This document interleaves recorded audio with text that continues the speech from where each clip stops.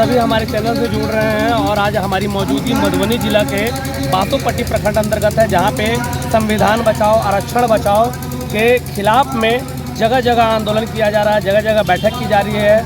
बहुजन समाज के द्वारा, दलित समुदाय के द्वारा, अपने जातियों के द्वारा कि सभी एकत्रित हो और हमें आरक्षण जिस तरह से नहीं मिल रहा है, सरकार के खिलाफ एक आवाज़ बुलंद करने की कोशिश की जा रही है। इसी के अंतर्गत आज बासोपट्टी प्रखंड में ईश्वर सच्चिदानंद उच्च विद्यालय के प्रांगण में एक बैठक आहूत की गई है, जिसमें तमाम जनप्रतिनिधि मौजूद हैं, तमाम दलित समाज के लोग मौजूद हैं। आइए जानने की कोशिश करेंगे कि इस बैठक का मुख्य उद्देश्य क्या है। सरदार वल्लभ भाई पटेल, बाबा साहब भीमराव अम्बेडकर, जो उस जमाने के जो भी लोग थे, उनके सामने दो बातें उठी थी कि वोट वो गिराएंगे जो लोग सरकार को टैक्स देंगे, वही वोट के अधिकारी होंगे और उन्हीं के वोट से सरकार बनेगी।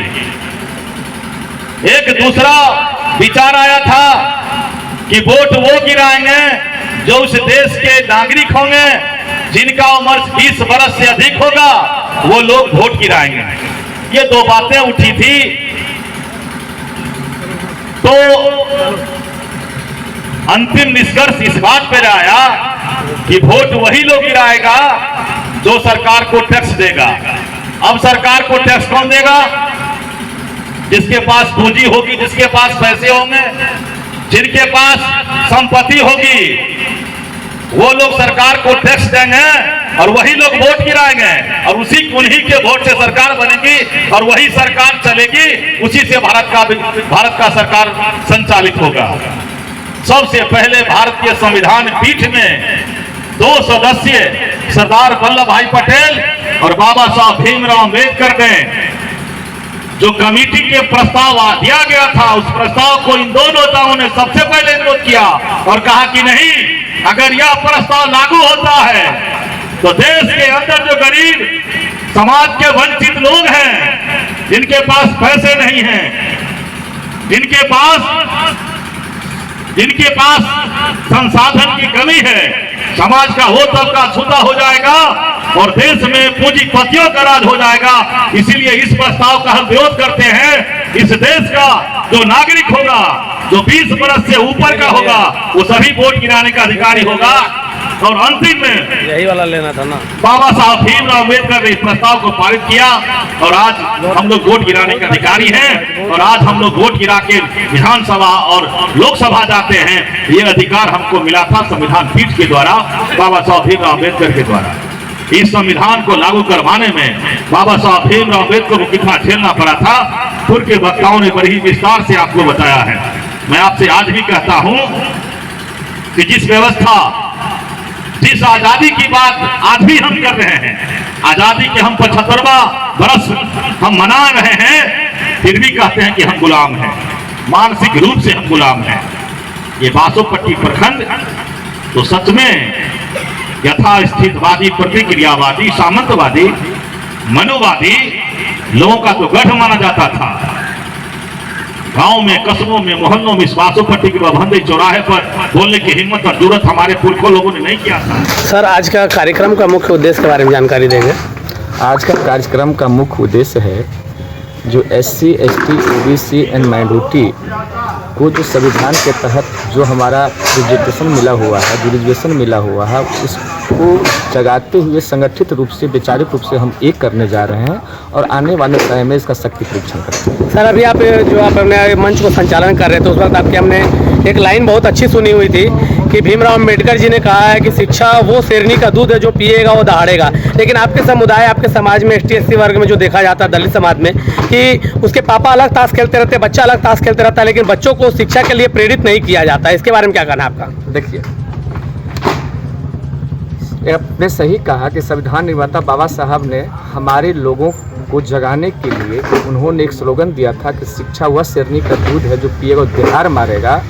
और इससे पहले मनुवादियों के द्वारा हमारे लोगों को तो शिक्षा से वंचित किया गया था 5000 वर्षों से, और संविधान ने ही 1990 के बाद जो परिवर्तन आया है ज़्यादातर, तो शिक्षा के प्रति जब हम लोग पढ़ने लगे, IAS, IPS या IRS जब बनने लगे, शिक्षक रेलवे में जब अच्छा पोस्ट लेने लगे, डीएसपी बनने लगे, इंस्पेक्टर बनने, थानेदार जो बनने लगे, तो मनुवादी जो सरकार है शासन में देश के ऊपर जो बैठा हुआ है उनको अच्छा नहीं लग रहा है। हमारे लोगों को जो पढ़ने का बहुत बढ़िया जरिया जो स्कूल में जो राशन पहुंचाने का काम किया, स्कूल के जो टीचर, लेकिन सर उसके लिए तो सरकार ने आपके लिए प्रावधान दिया, आपको लोन आवंटित कर रही है, लेकिन आपके बच्चे फिर भी स्कूल नहीं जा रहे हैं। इसके बारे में आपके क्या मानना है? एक बताओ जी, हमारी देश की आर्थिक स्थिति क्या है? जो आदमी 300 रुपया दिहाड़ी कमाएगा, एक महीना उसको कंटिन्यू मजदूरी मिलती नहीं है, ये 5-7 हजार रुपया हमें कहाँ से प्राइवेट? लेकिन सर इसके लिए निःशुल्क शिक्षा व्यवस्था की गई है, सरकार के द्वारा स्कूलें दी गई है, उनको लगता है खाना दिया जा रहा है, पोशाक दिया जा रहा है, किताबें दी जा रही है। खाना नहीं चाहिए, हमें समान इक्वलिटी एजुकेशन नियम चाहिए। तो सर विद्यालय में तो समान इक्वलिटी, राजा का बेटा हो या पीएम का बेटा हो या सीएम का बेटा हो या मुखिया का बेटा हो या दुखिया का बेटा हो, एक देश एक पॉलिसी होनी चाहिए एजुकेशन का। सर एक चीज़ मैं और जानना चाहूँगा, अभी आपके कार्यकर्ता ने कहा था कि हम दलित हैं, हम लोग जो केस करते हैं तो उस पर भी हमारा जो हक छीना जा रहा है, तो इसके ऊपर भी सर एक कानून बना गया है कि जो भी कोई दलित किसी के ऊपर केस करता है या कोई गलत केस होता है तो इसकी एक अलग टीम बनी होती है, वो जांच करती है, उसके बाद उस केस का संपादन किया जाता है। इसके बारे में आपका क्या मानना है? देखिए, जो SC ST जो एक्ट है, उस एक्ट में वर्तमान जो भी सरकार है RSS माइंडेड, उन्होंने इसमें संशोधन किया है और नीचे उपले पे जो हमारे जन जागरूकता नहीं फैलाता है।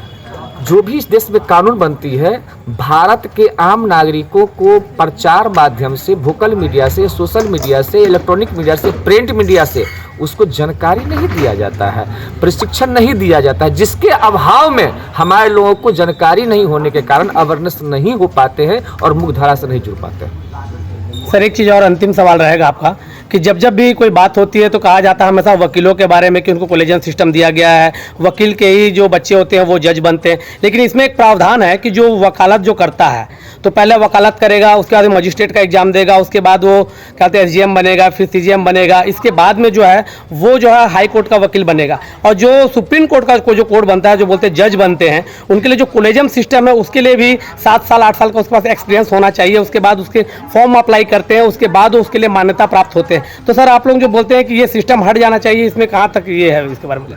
मैं सबसे पहले मीडिया महोदय आपसे जानना चाहता हूँ, कॉलेजियम क्या है ये जानते हैं आप? जी बताइए ना सर, हैं? आप ही बताइए। मैं आपको बता देता हूँ जी।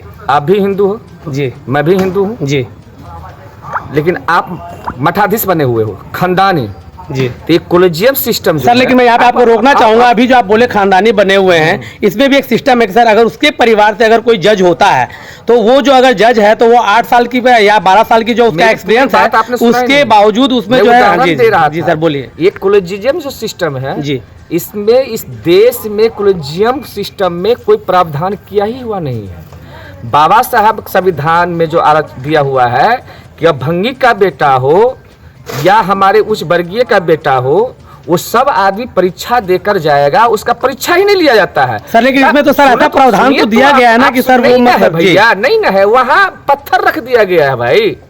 या आपको मीडिया जी अब जानकारी नहीं है या हमारे सब जानकारी लेना चाहते हैं? जी जी। ये 1 मिनट की सवाल नहीं है, इसको बताने के लिए कम से कम 15 मिनट चाहिए।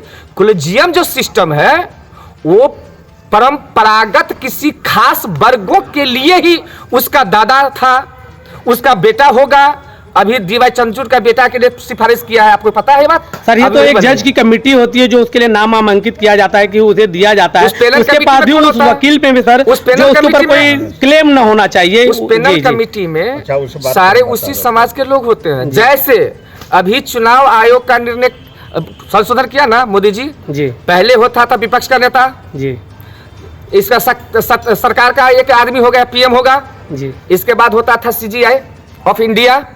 आप इसमें संशोधन किया है, एक PM होगा, उसके कैबिनेट का एक मंत्री होगा और एक विपक्ष का होगा, तो 2x1 तो ऐसी हो गया ना। तब ना EVM सिस्टम जो देख रहे हैं, जो अभी बरसात का समय है, चुनाव आयोग राजीव जी कुमार जो कहते हैं अभी बरसात का समय चुनाव नहीं होगा, सिस्टम संविधान में है, इस बात का आप रखिए। कॉलेजियम सर संवैधानिक है, समाज को सर आप इस नहीं गैर कानूनी है वही ना कर सर जो सर आपने जो ये जो संबोधन यहाँ पे कार्यक्रम रखा है, कार्यकर्ता सम्मेलन, इसके सम्मेलन के माध्यम से आप समाज को क्या संदेश देना चाहेंगे? इस मोर्चा के माध्यम से हम SC ST OBC लोगों को समता, स्वतंत्रता, बंधुता और न्याय पर आधारित व्यक्ति, परिवार, राज्य और देश का भला हो, इसके लिए लेना चाहिए। सर आपका परिचय? अजीत पासवान, प्रधान महासचिव, संविधान आरक्षण बचाओ संघर्ष मोर्चा मधुबनी।